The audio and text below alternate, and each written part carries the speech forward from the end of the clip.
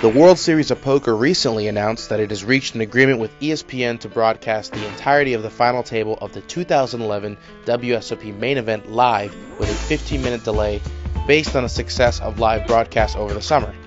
On Sunday, November 6th, the final 9 will play down to 3, with full television coverage on ESPN2. The final 3 will return on November 8th on ESPN's flagship channel to play down to a champion. All of the coverage can also be found online live on ESPN3 and WSOP.com. We caught up with Vice President of Caesars Interactive Entertainment, Stewart, at the Rio as he oversaw setup of the stage in the Penn and Teller Theater to learn more. This year, for the first time, every single hand from the World Series of Poker will be broadcast on television. ESPN3 just services those consumers who'd like to see it on the internet.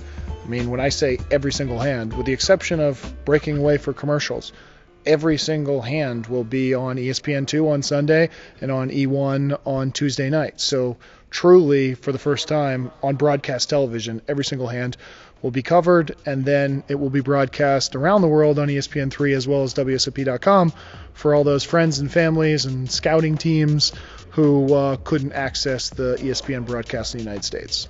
The WSOP has taken a lot of different approaches over the past years, trying to find the best format for presenting the main event final table. Yeah, just to see, the evolution. We had a pay-per-view one year, as you probably remember, without hole cards. We had the 2-hour primetime show for the November 9, but then we had, 2 or 3 hands of heads up. And the true poker fans were somewhat dismayed that they weren't able to actually see who won in the style which they won. So again, yes, this year, I get to see it all. With all of this extra coverage, the approach to the commentary on the event had to change as well. Stewart gave Card Player TV an idea of what we can expect as far as commentators for the final table. Well, we have David Tuchman and Lon McCarron, and we will have Sam Antonio, and I believe Helmuth is also going to do some, and Olivier Bousquet. I think it's going to have to be a team effort with also a lot of drop-ins. When you're talking about maybe a 12, 14-hour broadcast day, long day for any crew.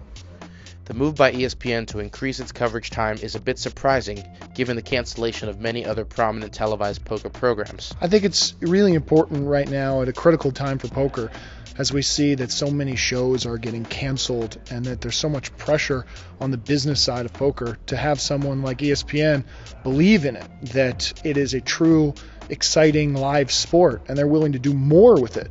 I mean, we're going from 2 hours to potentially 18 hours, and there couldn't be a better time for us to be able to have that kind of platform. Many players have shown their approval of the new coverage approach, but some have expressed concerns about the near live broadcast affecting the integrity of the game. It's not something that's lost on us that it's a new dynamic.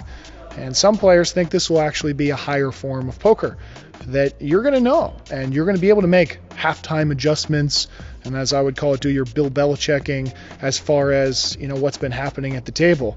And now the whole reverse psychology of, I know that this guy bluffed me 15 minutes ago, and he knows that I know they bluffed me, and is he going to do the same thing again, or will he not do the same thing again?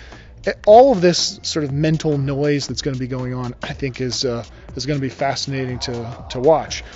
But for us, we wanted to make sure that there was integrity of play and that everybody is on a level playing field, and we're not attempting to sequester the information. We're encouraging the players to be able to access the data, which will be out there for everyone to digest. And again, I think that ultimately the best player and whoever has the best cards will end up winning. But we don't think that the broadcast is going to sway the balance really one way or another. We know that there's an impact, but I think the impact on play is imprecise, and the benefits to the poker community at large are absolute.